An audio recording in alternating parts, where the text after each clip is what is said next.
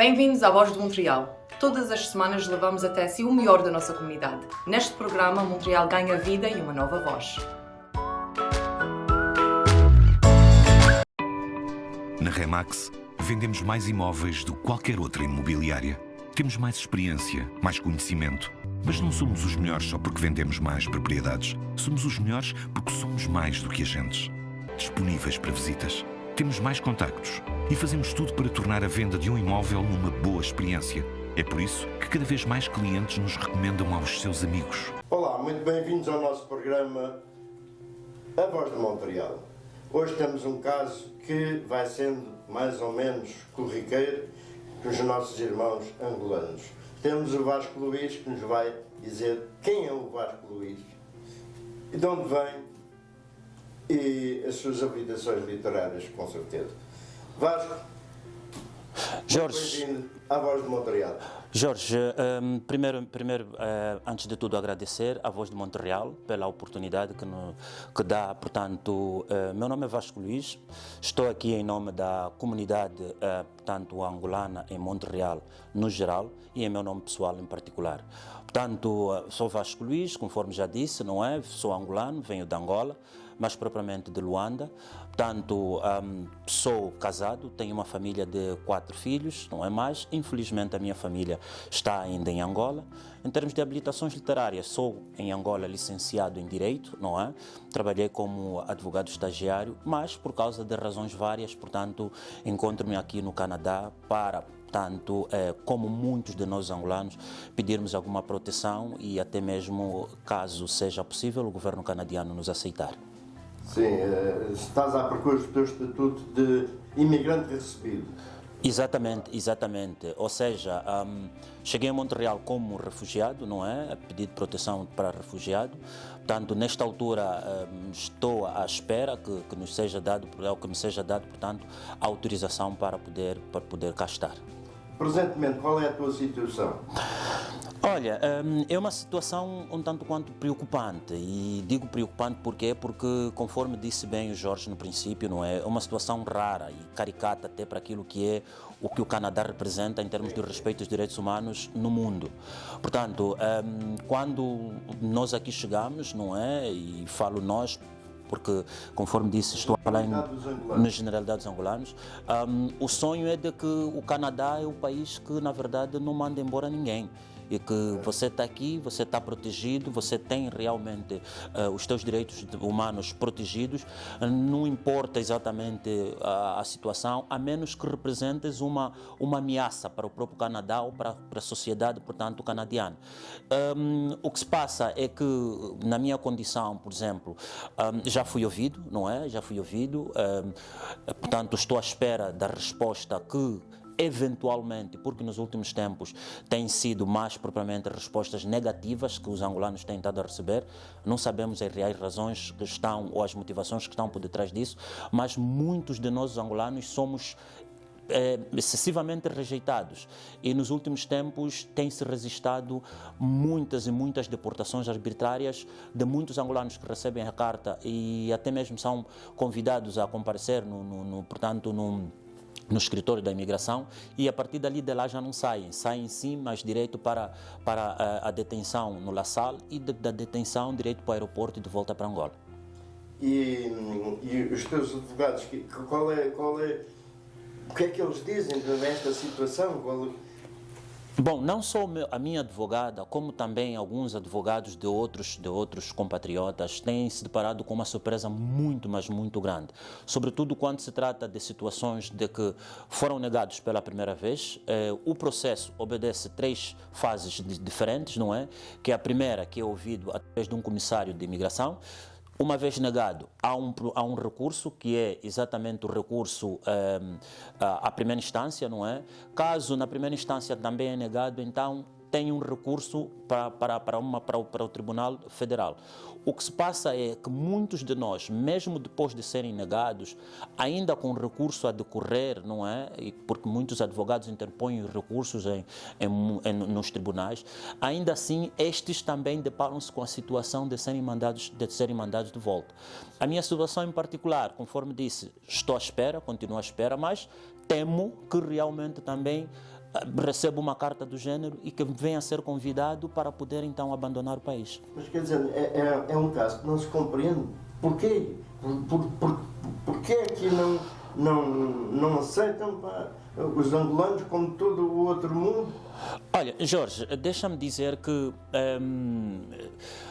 declarações de Sua Excelência o Primeiro-Ministro, portanto, do Canadá, o Sr. Justin Trudeau, faz menção de que o Canadá é praticamente um país de imigrantes.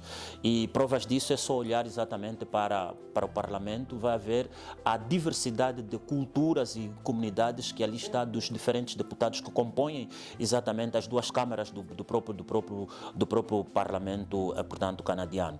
Para dizer que o Canadá é um país de imigrantes. Ora, não vou dizer que seja particularmente para os angolanos, mas nos últimos tempos, coisa de 3, 4 meses atrás, tem-se verificado uma avalanche muito grande no que tange exatamente a rejeição de angolanos e a deportação destes. O que não se percebe também é que, por que só com os angolanos?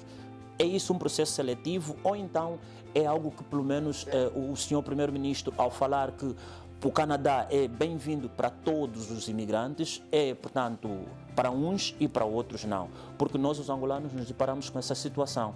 Estamos exatamente numa situação em que não se consegue perceber, nem os próprios advogados conseguem nos responder. A única coisa que eles dizem é que, na verdade, com os angolanos, o processo dos angolanos são tratados de forma diferente e muito célere. Tivemos algum contato na pessoa do próprio presidente da comunidade, portanto, angolana aqui em Montreal, que é o senhor Ivaldo Rangel, com a imigração, e o que eles alegam é que muitos destes casos são, portanto, de pessoas que realmente os seus casos aqui no Canadá já foram fechados, já não têm solução. Mas, na verdade, não é isso que se passa, porque há relatos de casos que o processo está a decorrer ainda, está no seu curso normal, mas ainda assim já foram convidados a abandonar o país. O teu caso, por exemplo, tem mais ou menos em quanta porcentagem tens a possibilidade de ser aceito? Ora, já é um bocado difícil ter que dizer em termos percentuais aquilo que é ou que vem a ser exatamente a possibilidade de se vir a ser aceito. Por que eu digo isso? Porque tem estado a surpreender até mesmo os advogados. O meu caso em particular, a minha advogada, pelo menos, diz que eu tenho 75% de chances realmente de ficar.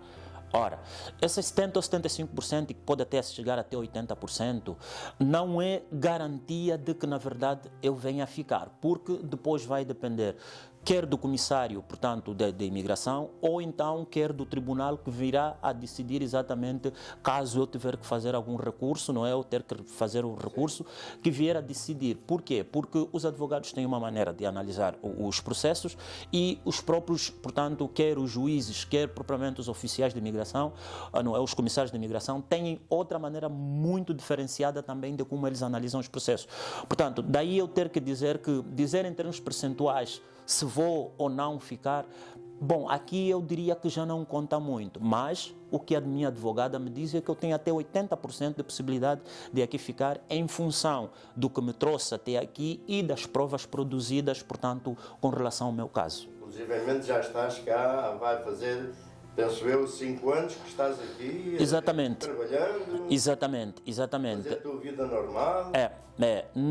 Nos muitos encontros de caráter social que nós participamos, e quando digo nós, mais uma vez repito, estou a dizer com os angolanos, e todos nós recebemos as mesmas mensagens, é que a integração na sociedade é algo muito, mas muito importante para o canadiano. Desde que você não se meta propriamente em problemas, desde que você não faça coisas que realmente vão contra a lei, é muito, muito importante para o canadiano. Muitos de nós temos estado a construir as nossas vidas e porque realmente, quanto a isso, temos que agradecer ao governo canadiano o facto de que quando nós chegamos aqui temos a liberdade de em tão pouco tempo poder começar a trabalhar, poder começar, portanto, a construir a nossa vida. É um estresse muito grande, se não mesmo portanto, aumenta ainda mais a nossa frustração quando você, depois de 4 anos, 5 anos, construiu a tua vida aqui, já tem propriamente meio caminho andado para aquilo que é o direcionamento da tua vida, vida e depois dali és convidado a abandonar o país e ainda assim não teres que levar absolutamente nada. Quando às vezes até trabalhas, tens as tuas declarações de impostos em dia, tens, portanto, um trabalho fixo, como é o meu caso, por exemplo, já sou propriamente fixo portanto, na empresa em que estou, que é a General Motors, não é? Tenho um contrato de forma indeterminada, ou seja, já sou praticamente parte do pessoal da equipa da General Motors. Quer dizer, amanhã ou depois da manhã receber uma carta destas de que tem que abandonar o país, outro sim, é o facto de que contribuímos, fizemos descontos e ainda assim estes descontos são reduzidos a nada, o que não virá a contar no nosso período de trabalho, portanto, para a nossa reforma e por aí fora. Ou seja, é uma destruição aqui de um processo de vida que depois recomeçar é muito, mas muito complicado para nós. Exatamente. Quer dizer isto, no teu caso, felizmente, está mais ou menos regularizado. Não? Sim, Jorge. E os outros? Aí é que está. Veja que todas as... Tu representas agora, neste momento, a comunidade angolana. Corretamente. É exatamente isso que é preciso frisar.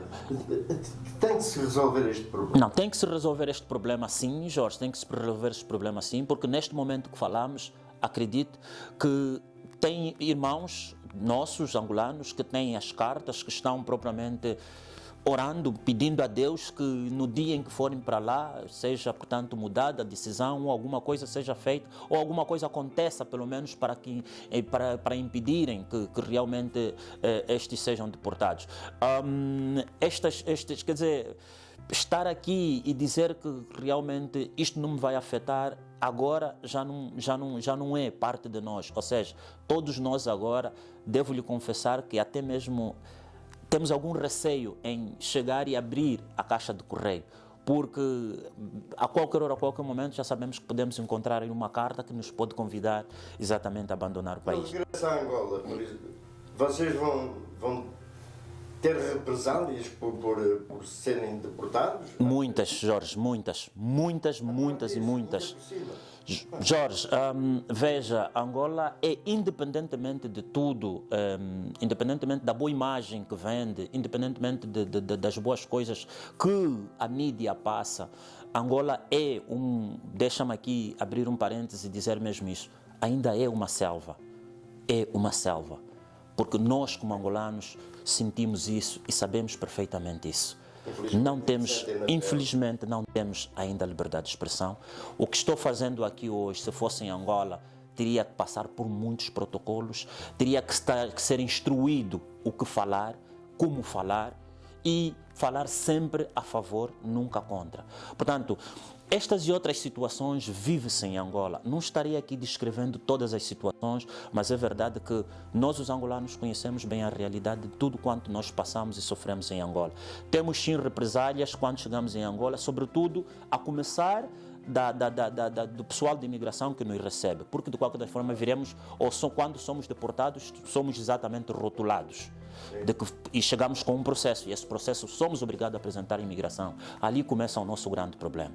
E por outro sim, se não tiveres uma família que realmente esteja ali capaz de subornar ou corromper os agentes de imigração para que não te entreguem propriamente aos agentes da investigação criminal, pronto, vais parar por uma cadeia e provavelmente podes mesmo até desaparecer e os seus familiares não saberem nada de si. Não tem cabimento, mas enfim, são leis do país, por isso eu te perguntei. O que nós não percebemos particularmente é esta atitude agora do governo, portanto, canadiano, não é?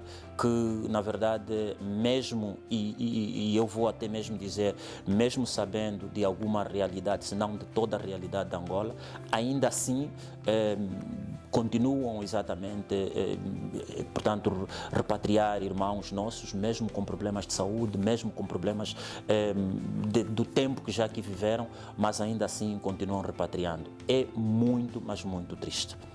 Muito triste, é verdade.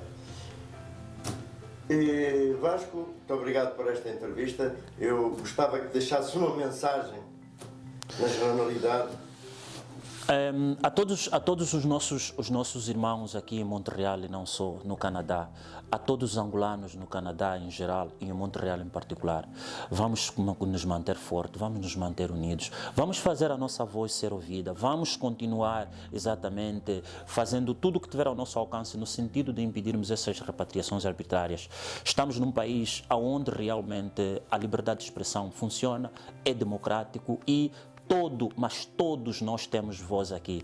Não vamos aceitar que sejamos tratados de forma diferenciada, porque afinal de contas, acima de tudo, somos humanos também.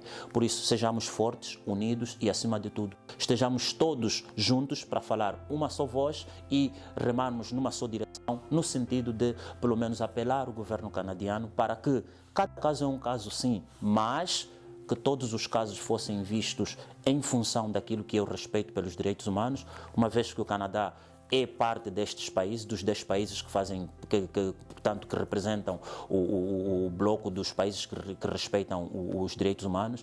Então, nós não podíamos querer que o Canadá fosse diferente com os angolanos, mas que, na verdade, fosse também um país em que acolhesse os angolanos, tal e qual conforme acolhe outras nações, outros países.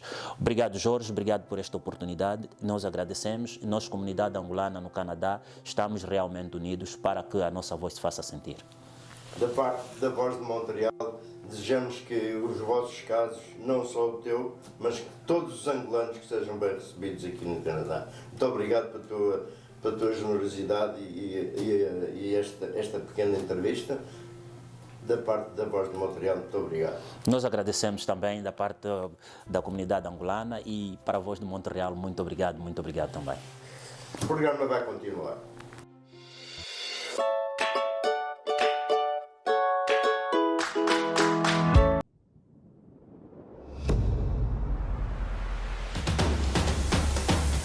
O duo Remax com Steven André Gonçalves e David Ferrara estão aqui para vos ajudar na venda da sua propriedade. Nós ocupamos-nos de tudo para uma boa venda para si. É para lá que eu vou, é para lá que eu vou. Há mulheres à sardinha, há cantigas, estão na minha, é para lá que eu vou. É para lá que eu vou, é para lá que eu vou. Festejar à vontade para matar tanta saudade, é para lá que eu vou.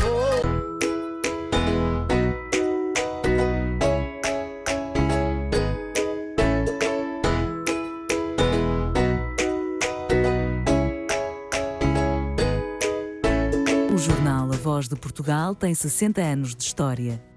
Saindo a todas as semanas. Venham nos ver no site web www.avoz.ca ou ver a página do jornal no Facebook.